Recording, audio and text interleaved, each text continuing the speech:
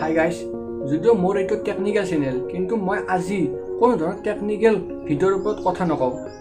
আৰু এই ভিডিঅ'টো আজি মই যথেষ্ট গুৰুত্বপূৰ্ণ বুলি ভাবোঁ, কাৰণ এতিয়া যি পৰিস্থিতি, এই পৰিস্থিতিত মই এই ভিডিঅ'টো বনোৱাটো অত্যন্ত জৰুৰী।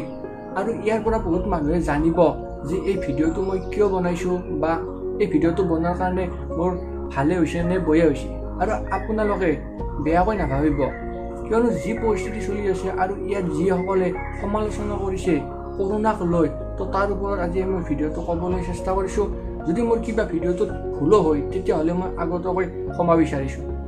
কিন্তু এই ভিডিঅ'টো আজি বনোৱাৰ এইটোৱে কাৰণ যে বৰ্তমান সময়ত যি কৰোণাই এক ভয়ংকৰ পৰিস্থিতিৰ সৃষ্টি কৰিছে, আৰু আজি বৰ্তমান সময়ত সকলোবোৰ বন্ধ।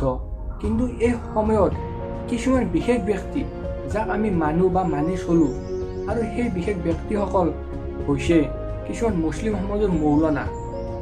কিন্তু মই সকলো মৌলানাকে কোৱা নাই, ইয়াৰ কিছুমান বিশেষ মৌলানা। কিয়নো আপোনালোকে নিজে গম পাই আছে যে ফেচবুক হওক, বিভিন্ন ধৰণৰ নিউজ পেপাৰত হওক, সেই কিছুমান মৌলানাই এই কৰোণাক লৈ কিছুমান মন্তব্য দিছে, যিটো মন্তব্য মানি লোৱাটো সম্পূৰ্ণ ভুল আৰু অসম্ভৱ। কিয়নো এই কৰোণাৰ ওপৰত তেওঁলোকে মৌলানাসকলে কৈছে যে কৰোণাটো একো ভাইৰাছে নহয়, ই আহিছে যাব, তেওঁলোকে গুৰুত্বভাৱে লোৱা নাই। কিন্তু বাকী ব্যক্তিসকলে যি বা বিভিন্ন ধৰণৰ মানুহসকলে যি নাম আতংকময় পৰিৱেশ সৃষ্টি হৈছে, সঁচাকৈ কৰোণা বহুত ভয়ংকৰ। কিন্তু সেইসকলৰ মতে বা সেইসকল মৌলানাৰ মতে কৰোণা একোৱেই নহয়, ই আহিছে যাব।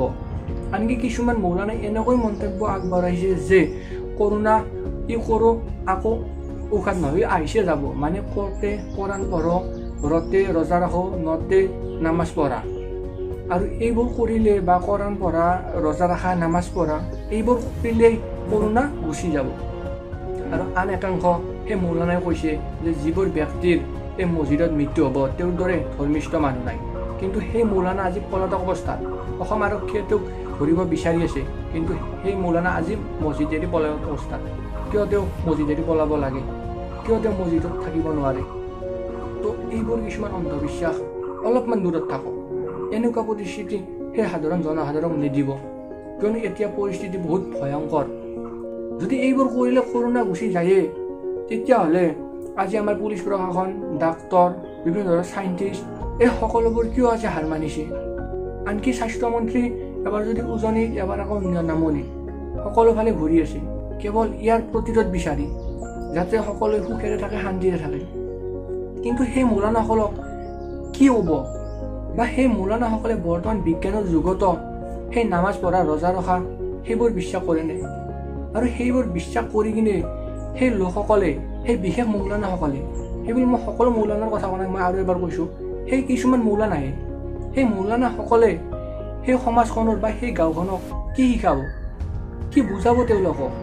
কাৰণ সেই সকল মৌলানাক গাঁওখনৰ একোজন ভাল বা জনা বুজা ব্যক্তি বুলি ভাবে। সাধাৰণ সৰু সৰু শ্ৰেণীৰ মানুহসকলে সেইসকলক সন্মান কৰে, সেইসকল মানুহৰ পৰা দুআষাৰ কথা জানিবলৈ শিকে। কিন্তু সেই মৌলানাসকল যদি অন্ধবিশ্বাসত বিশ্বাস হয় বা বিশ্বাসী হয়, তেতিয়াহ'লে সেই সাধাৰণ মানুহসকলক কি শিক্ষা দিব, তেওঁ কি বুজাব? আৰু অন্ধবিশ্বাসৰ কথাইতো বুজাব, আৰু সেই অন্ধবিশ্বাসসকলো সেই সৰু শ্ৰেণীৰ মানুহসকলে বুজি ল'ব বা মানিব, কিয়নো তেওঁকতো এজন সমাজত ডাঙৰ মানুহ হিচাপে স্বীকৃতিপ্ৰাপ্ত, বা তেওঁক মানি চলে বা মানি চলিবলৈ বাধ্য, যিহেতু সমাজৰ একোজন ডাঙৰ ব্যক্তি। কিন্তু মই সেই মৌলানাসকলক কৈছোঁ যে এনেকুৱা কিছুমান ভুল প্ৰতিশ্ৰুতি সেই জনসাধাৰণক নিদিব, কিয়নো আপুনি বিশ্বাস কৰিব পাৰে সেই অন্ধবিশ্বাস, কিন্তু বিজ্ঞানৰ যুগত সকলোবোৰে এই অন্ধবিশ্বাস বিশ্বাস নকৰে। আৰু যদি আজি সেই নামাজ পঢ়ি, ৰোজা ৰাখি, তেতিয়াহ'লে যদি কৰোণা প্ৰতিৰোধ হলাকে হয়, তেতিয়াহ'লে আজি আমাৰ অসমবাসী বা গোটেই ভাৰতবাসী ইমান আতংকৰ পৰিস্থিতিৰ সৃষ্টি নহ'ল হয়, বা সকলোকে একেলগে সমূহীয়াকৈ ৰোজা ৰাখিব দিলে হয় বা নামাজ পঢ়িব দিলে হয়, যদি ইয়াৰ পৰা মানুহে পৰিত্ৰাণ পালে হয়। কিন্তু এইটো সম্পূৰ্ণ ভুল। অলপমান বুজক, অলপমান জানক, কিয় তেওঁলোকে এনেকৈ কয় যে সকলোবোৰ শেষ হৈ যাব বা সকলোবোৰ নিৰাময় হৈ যাব যদি এইবোৰ ৰোজা ৰাখে, নামাজ পঢ়ে।